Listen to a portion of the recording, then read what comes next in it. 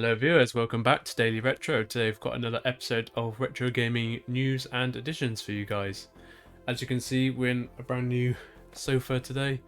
This was bought for me by my mother-in-law. Really kind gift. I won't go into too much detail about that, but yeah, it's given me a lot more space in the games room and more comfort for doing things like this, so win-win. So jumping straight into the news section of the episode. There's three different things to cover today.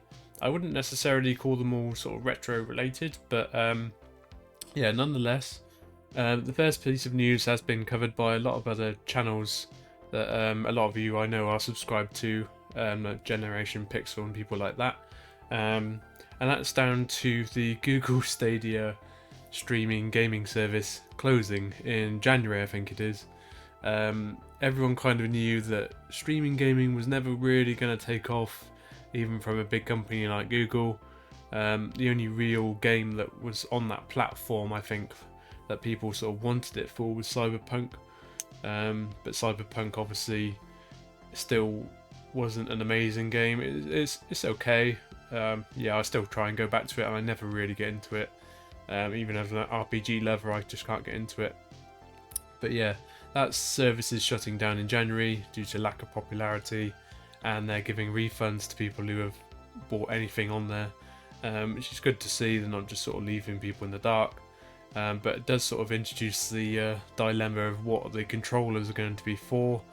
Obviously you've got a Chromecast, which is useful for streaming video and stuff, but the actual controller is just basically e-waste now, which is a bit of a shame, but I don't like streaming platforms anyway, so yeah, there's wins and losses in that bit of news.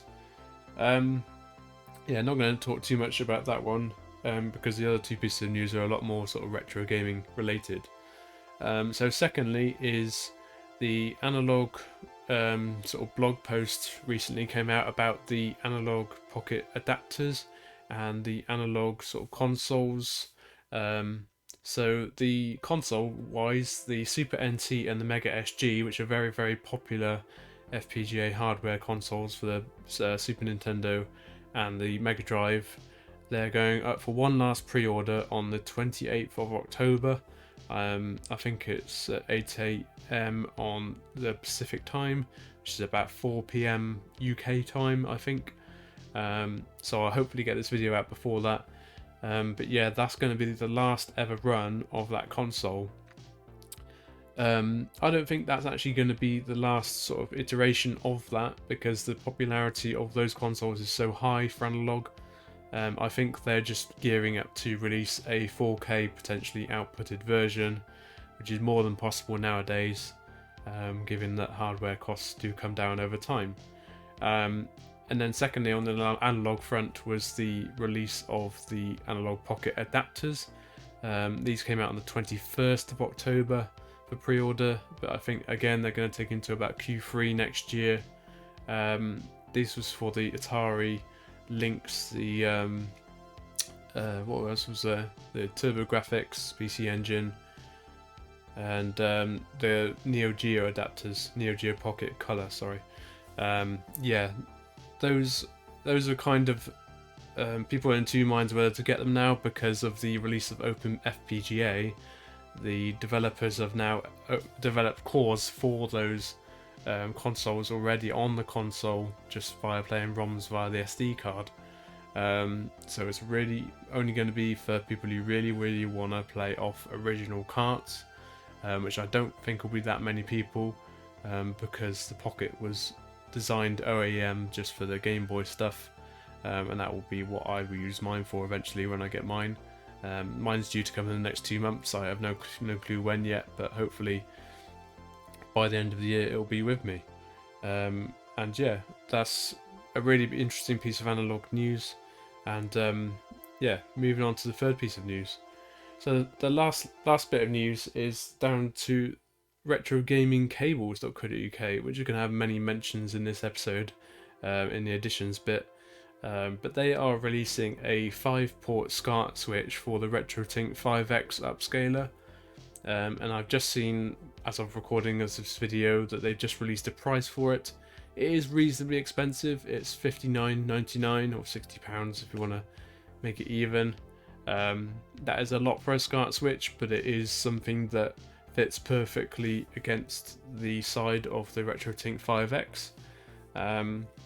I know a lot of you out there have that upscaler for all your old consoles, and yeah, I think it's a nice addition to have to stop you plugging and unplugging SCART cables, and that's something I have to do at the moment between my Mega Drive and the N64.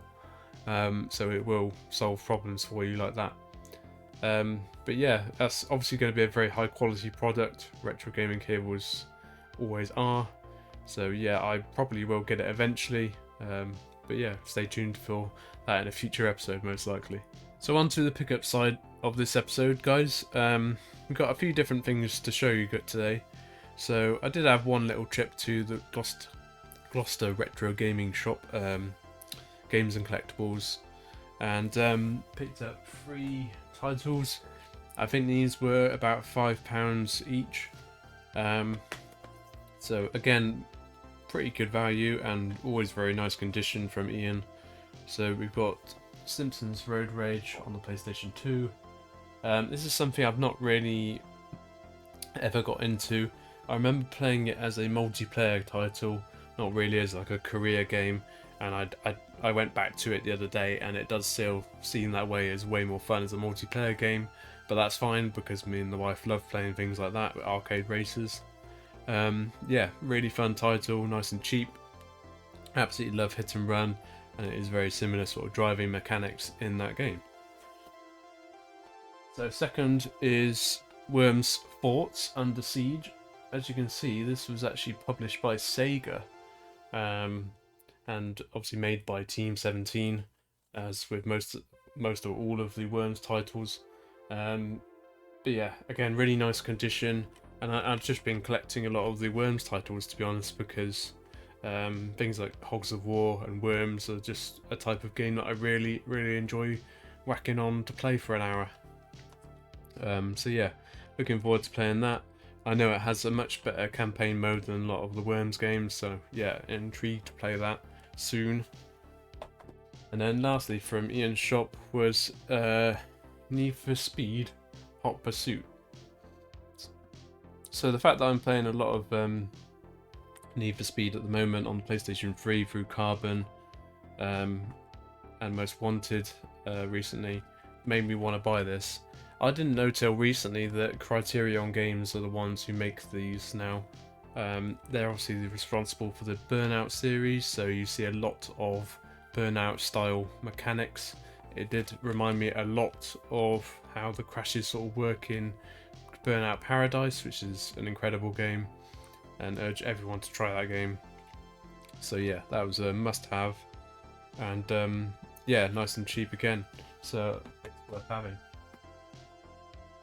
And then we did, I think a few days later, just a trip to CEX in Cheltenham. I don't like buying stuff from CEX anymore, but if it's cart based, I'm not going to complain too much because carts are easy to sort of test and clean. So yeah. Anyway, we've got Worms Open Warfare 2. Again, as I've just mentioned, I'm collecting sort of Worms titles at the moment, so they are very inexpensive but fun titles to have. And this was only £2, I still can't quite believe that. But yeah, very nice condition, and yeah, looking forward to playing that on the DS. Something I hate with CEX, them putting stickers on the manual. Tried to get it off, ruined it, but whatever. Not really that fussed on the manual condition as such, it's just annoying that they put them there. But yeah. And then lastly we had Need for Speed Most Wanted. So this was the Need for Speed game on the PlayStation 3 I wanted most. Very cheap title, but has incredible reviews, sort of 9 out of 10 by most big reviewing websites. And yeah, as I aforementioned, made by Criterion. Amazing physics, crashing and racing, so can't wait to get more stuck into that. I'm very close to completing Carbon on the PS3 at the moment, about 75% through now, and yeah, really enjoying that, and then this will probably be the next one after that. So then we come to the last bit of pickups really. So this is very much linked to episodes that you might have seen on my channel recently, where I've been talking about changes in my games room. So I said earlier in the episode, retro gaming cables would be featured in this episode. I have bought the cables for the RGB SCART cable for the Mega Drive. That works incredibly well. Very expensive cables, £24 each I think, but well worth it. Honestly, you cannot fault them. They have no issues at all with noise or blurring or interference, anything. It's just perfect. And I also bought the PlayStation 2, I think it's the YB PBR cables. Correct me if that is wrong, but that's just the 5-color version of the, or 3 colors and 2 audio for the component out of the PS2. And again, that works really well. Looks incredible, the best I've ever seen the PlayStation 2.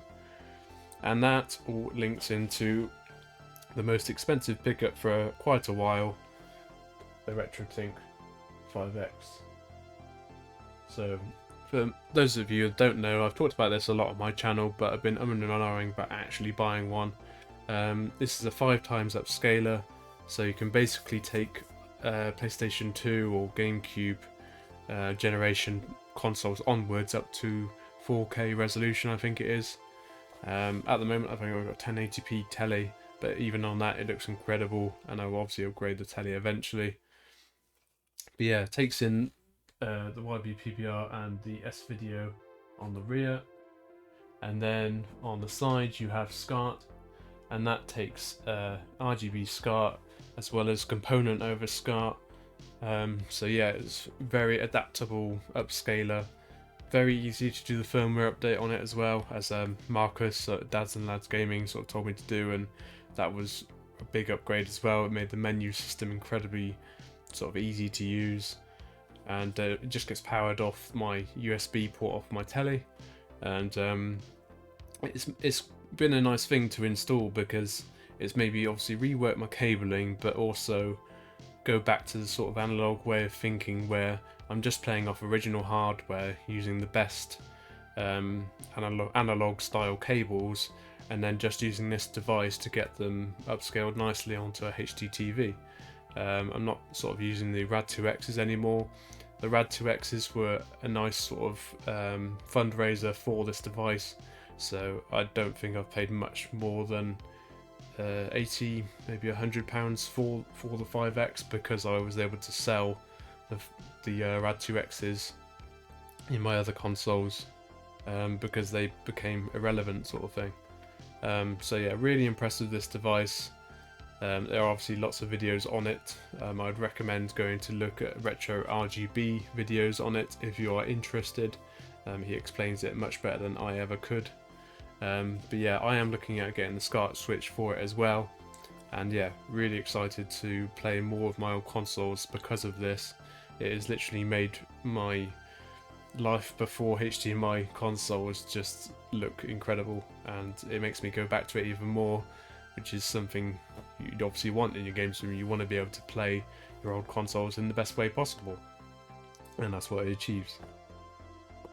But yeah, that's the end of this episode, guys. I hope you've enjoyed everything I've shown and talked about today.